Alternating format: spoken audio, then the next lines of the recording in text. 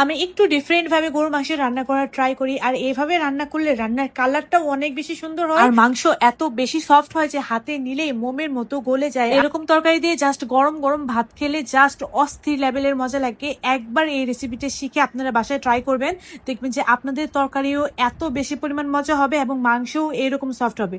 তো প্রথমে আমি কি নিয়েছি 1 কাপের মতো পেঁয়াজ কুচি, তারপরে এখানে 2 টেবিল চামচের মতো আদা রসুন বাটা, জিরা গুঁড়া দিয়েছি 1 চা চামচের মতো, তারপরে এখানে দিয়ে দিচ্ছি লাল মরিচের গুঁড়া। লাল মরিচের গুঁড়া আমি খুবই সামান্য এখানে দেব, তারপরে এখানে গরম মশলা দিয়ে দিচ্ছি, আর এখানে কিন্তু সামান্য একটু হলুদের গুঁড়াও দেওয়া হয়েছে। তারপর এটাকে জাস্ট মাখিয়ে নেব লবণ দিয়ে, তারপর এটাকে জাস্ট এরকম ভাবে মাখিয়ে নেব। মাখানো শেষ হলে ফুটন্ত গরম তেল এর ভেতরে দিয়ে দেব, এবং এর ভেতরে প্রায় 1 কেজির মতো মাংস দিয়ে দেব।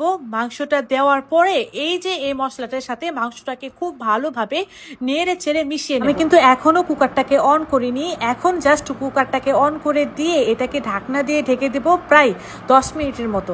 10 মিনিট এটা যখন হয়ে আসবে তখন জাস্ট এটাকে আবারও খুব ভালোভাবে নেড়ে চেড়ে দেব। পরিমাণ মতো পানি দিয়ে এটাকে ঢাকনা দিয়ে প্রথমে হাই হিটে 20 মিনিট রাখবো, তারপর একদম লো হিটে এটাকে প্রায় 1 থেকে 1.5 ঘন্টার মতো রেখে দেব। তাহলে দেখবেন যে মাংসগুলো একদম সফট হয়ে যাবে।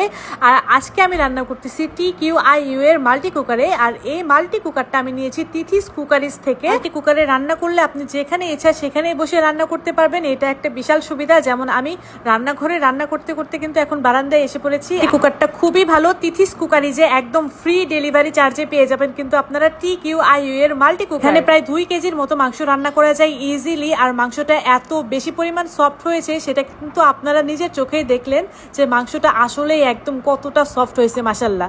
রেসিপি ভালো লাগলে রেসিপিটা শেয়ার করে আপনাদের টাইম লাইনে রেখে দিবেন। আমার দেখে আবারও খেতে ইচ্ছে করতেছে। বাই দ্য ওয়ে, অবশ্যই কিন্তু রেসিপিটা শেয়ার করে আপনাদের টাইম লাইনে রেখে দিবেন যেন পরবর্তীতে দেখে দেখে বানাতে পারেন। আল্লাহ হাফেজ।